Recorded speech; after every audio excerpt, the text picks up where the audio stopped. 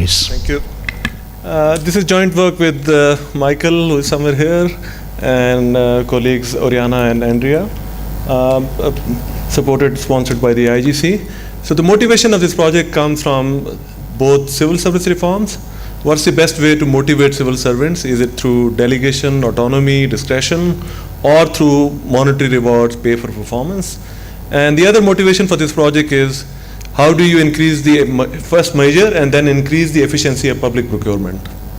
And that second question is really difficult, hard, because whereas the hardness comes from a fundamental disconnect in the public procurement systems, the disconnect between the objectives of procurement and what is actually being followed.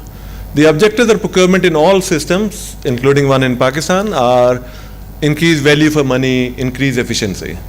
What is actually being followed is, were the rules followed or not? So everyone is about getting their 3 codes or other following the rules. Why is it? Because it's very hard to measure procurement efficiency. And unless you measure it, it's important because you can't identify the source of inefficiency, whether it's corruption, lack of information, or something else. You can't design incentives to reward efficiency. You can't design rules that promote efficiency. So measuring it is really important. Especially hard for certain type of goods, specific goods. A bridge is a unique good, very hard to compare bridges. But it is possible for certain type of goods, generic goods, computers, paper, stationery, many other type of goods, where it is possible because their quality can be defined by a certain small number of observable attributes. They are purchased by many public bodies, and comparing their prices of identical goods across public bodies provides us a statistical measure of their efficiency. This is what we do in this project. But this is not just for statistical reasons. These goods are important in their own light. They constitute the intermediate goods for final goods. Think of cement as constituent for bridges. They also constitute a large part of the expenditure of the government. For instance, in Punjab in 2010-11, they constitute 17% of transactions, roughly 43% of all operating expenses. So these are important in their own light, but primarily because the lessons that we'll gain from this project will apply more broadly in how to motivate public servants.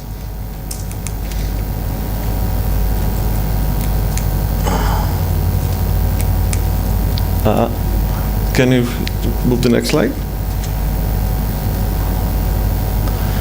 So this project is also unique because of the large number of group of people that we are working with, and we are very grateful to the government of Punjab for this opportunity. And all of those actors have been very, very positive, but also coordination of those actors has been not an easy process, and that's the story of my life. We have been primarily working with the Punjab Procurement Regulatory Authority, PEPRA, and I hope Shahid Saab is here, Finance Department, Ahmed Reza Sarwar in particular, and the single most important person, and I didn't want to put him in the front just because he is chairing the session, is the chairman, Planning and Development, who basically supported this project, but also is the chairman of the steering committee that oversees this project. So thank you, Ahmed.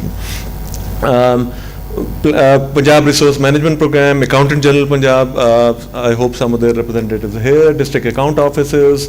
We have also been working with the Punjab Information Technology Board, in particular Umar Saif, and 5 line departments: agriculture, school education, higher education, health, communication and works, 600 procuring public agencies and donors, World Bank and others. And some of them are here, I see Vakas and a few other people. So what do? We first designed an online Punjab online procurement system in collaboration with the PITB. So the idea of this is to capture the attributes and all the processes of procurement in real time. In collaboration with the PITB, so it's currently being used by 600 cost centers.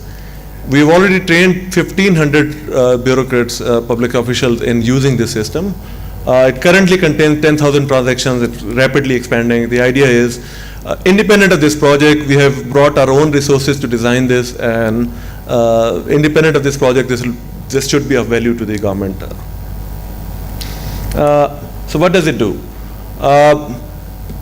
it captures all the processes in the procurement right from the time someone orders a request for something to be procured from within a government agency to all the processes. Someone vets that, someone invites notices or bids or any other process, and all the relevant information about the vendors, their attributes, the goods, their attributes, prices, and the final good procured, and the quality and quality and other attributes of the handed over good. So all particular attributes right from the first stage to the last stage captured in real time. So this is what we are doing. This is the baseline intervention. This is primarily so that we can measure efficiency of interventions. But what we are doing primarily in this project is to have two other interventions on top of this baseline intervention, which is how do you, once you have a system for measuring efficiency of procurement, how do you best motivate civil servants in using in increasing the efficiency of procurement? So the two interventions that we have, giving them monetary rewards, but also increasing discretion and autonomy in the procurement process.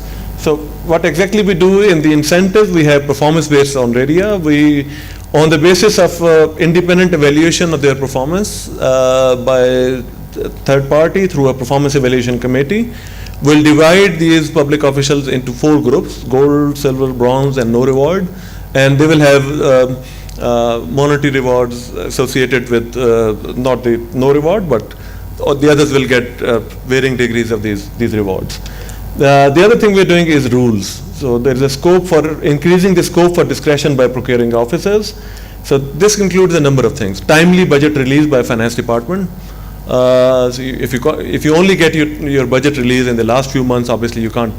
The market also adjusts, prices go up, and a lot of other things also happen.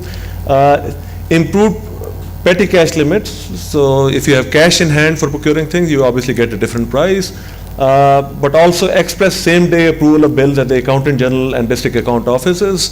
This is really important because currently what happens is you procure things, and then there is a process through which the bill goes through different stages and eventually gets approved by AG. So that gap between procuring certain thing and actually the vendor actually getting payment could vary anywhere from 3 to 6 months. And obviously there's a whole cottage of industry of general auto suppliers who charge premium on extending liquidity to the government. So this is what we're doing. This is in the first year. We'll do inshallah another year of this. Hopefully by the next conference we'll be reporting results.